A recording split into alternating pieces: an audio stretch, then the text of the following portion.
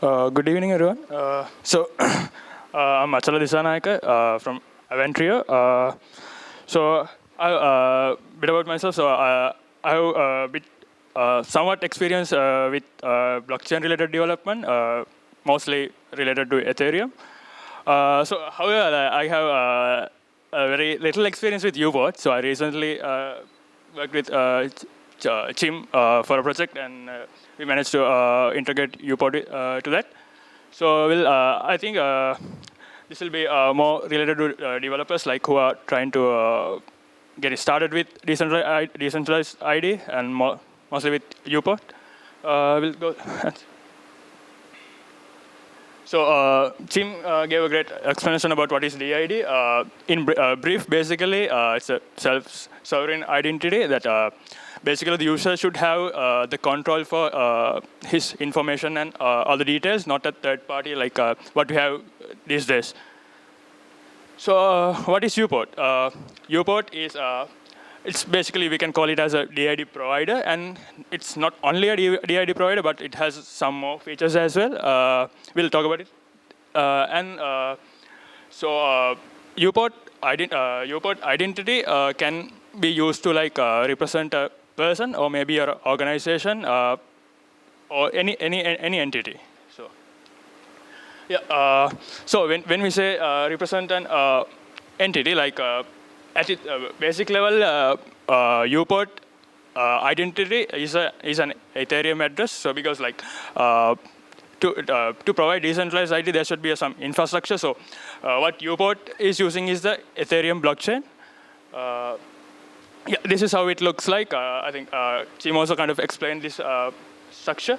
So DID ETHR is the method that uPort is using to provide decentralized ID. And the other part is a 20-byte length Ethereum address, which is belong to that particular entity. So so when we say decentralized ID, should it be limited to blockchain? Exactly, it should not be. When we have to provide our ID, all the there can be many use cases. So it should not be limited to blockchain. So uPort provide that facility to use the decentralized ID either on-chain users for sign-in transactions, interacting with smart contracts, so maybe off-chain use cases like sign-in private claims.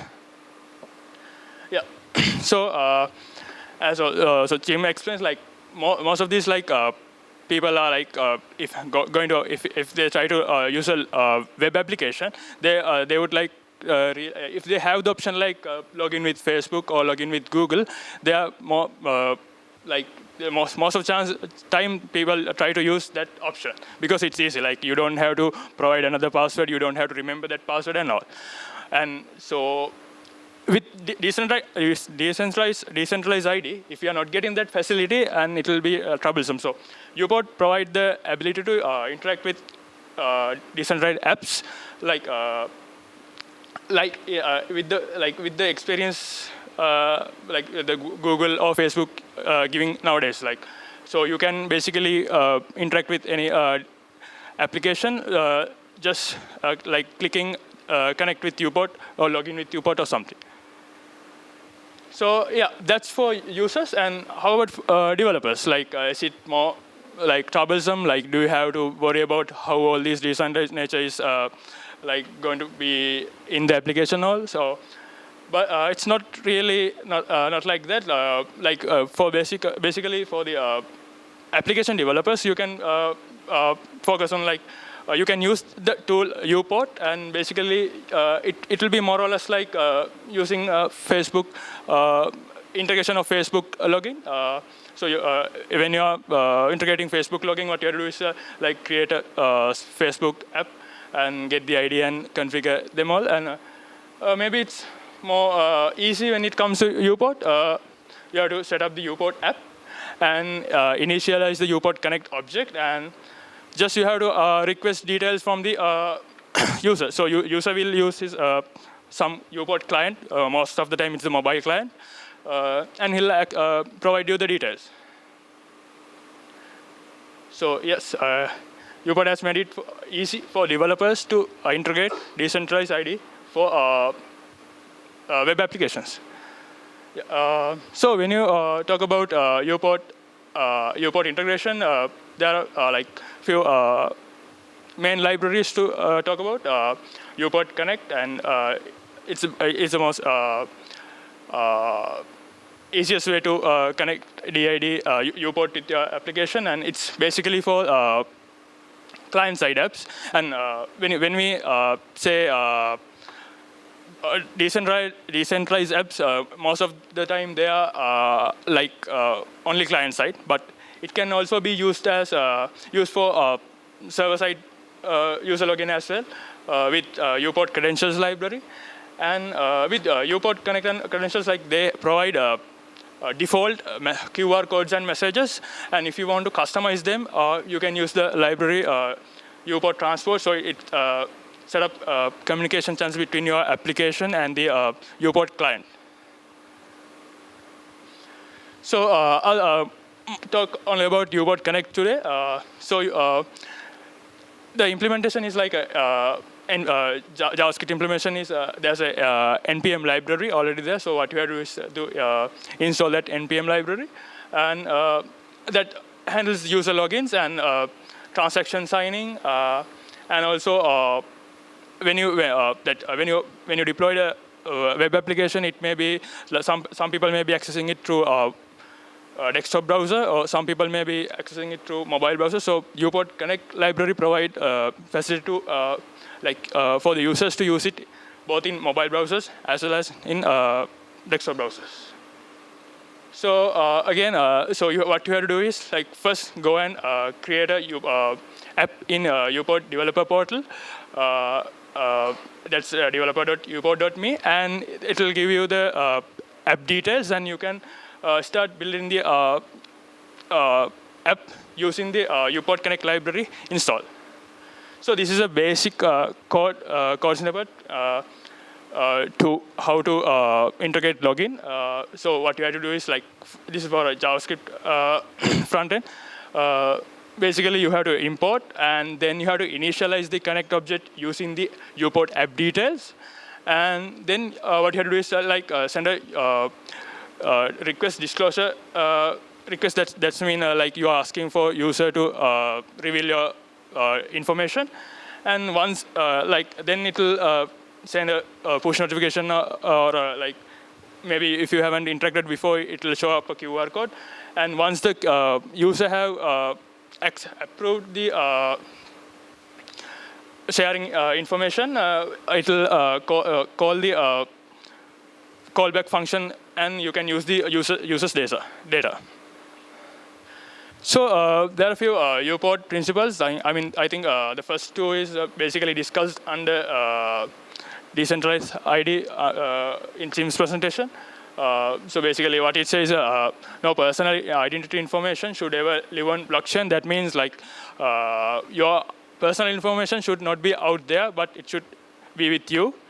And all personal information is tied to the user's primary identifier. That's the Ethereum address given to you, and it has to also have a minimal or no interaction with the blockchain. That means when you it means when you interact with the when you want to prove something, it doesn't need to be always go to the blockchain, or because blockchain is like a public ledger, so it should minimize the details going into the blockchain, basically. And the other one is a fresh account should be created for each new dApp user interacts to avoid unintentional correlation of information publicly. That means basically, as Chim explained, there can be many aspects of a person, his social aspect and his health aspect, or a lot of things. So if he's interacting with few dApps, multiple dApps, so there should be different accounts created for each dApp. Otherwise, there will be unintentional correlated information in the public. So uPort provide that as well. And when I talk about that, when I was developing, I came up with a problem like even though they say it's a new account for each dev, I would say like when I try to use it with different browsers for the same app, they try to create a new account. I couldn't actually solve it. Maybe as a developers, like if you guys know it, like just speak to me after the meetup. So I mean, for developers, it would be useful. Like I tried the uPort demo app as well. They also, that also has the same problem. And for what are the other functions other than the other than a DID provider? So it can be used to like for wallet functionalities. Basically, it means maybe when it comes to uPort, it's like sending Ether, or then it can be used to interact with smart contracts, and also it comes with a Web3 provider. I assume that you guys know what Web3 is. Like it's to like query the blockchain. So it provides that facility as well. So this is how uPort was used in at Denver. At Denver is a event like for it's an Ethereum related event. So uPort they use uPort only for login purposes and use MetaMask for transaction purposes. So this along like tells us like you can use uPort along with other Web3 providers as well. So things to improve. So as a developer, I see like there are some things to be improved in uPort. So account recovery and device migration is not functioning really well. So it's a critical thing when you say device migration. Like if you are going to change your phone, or if you lost your phone, so you should be able to have that your identity back in your phone. So I think in uPort it's not really working well. Like what they were planning was like to tell few other close friends to confirm who that person is, so, sort of thing. But it's not working. And it's not completely aligned with DID ideology in some aspects. Like it doesn't like when you say there are a lot of specifications in DID ideology. Like it says like there had to be a public endpoint, and there had to be a pseudo entity created for each aspect. So those are not still in the uPort as far as I know. And improvements to the mobile client, it's sometimes it's really slow, and sometimes it doesn't really show the QR, doesn't get the push notification, but you have to scan the QR code again and again. And documentation, and for developers, like if you're going to use their documents, like I saw at some places, like they are still using the Web3 0.2 version. But in the mobile app or the uPort library, they are what we install, it comes with Web3 1 plus version. So there are code snippets and code snippets in the documentation doesn't really work when you try to code. So that might be useful for developers. So uPort is still developing, and they have made it open source. So as developers, I guess you also can contribute it. Like it's much needed, I guess. So that's basically it regarding uPort. I thought like giving you a demo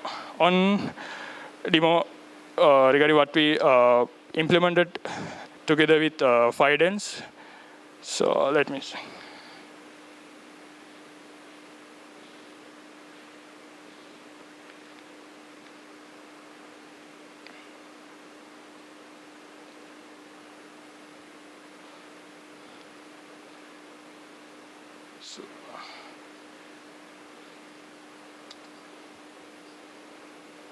So this is the type of login that you might see when uPort is integrated. So you can either use MetaMask, maybe if it's available, or there will be a connect uPort sort of button. So when you click it, the QR code should pop up, but it takes some time. Yeah, now I have to scan it, so I'll take it.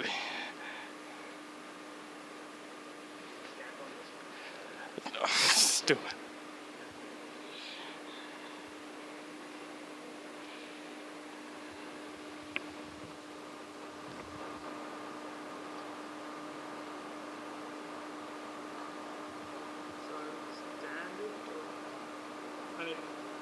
It takes some time to pop up.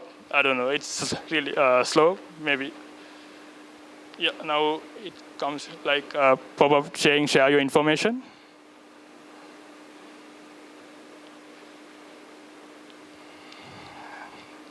And I have to select uPort mobile wallet. And when they say check your device, sometimes that push notification doesn't come. And we'll have to wait for some time.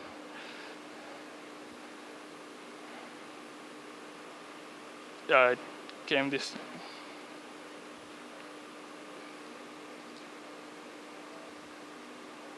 Yeah, that's how it works. Like, basically like you're using Facebook to log into a web application.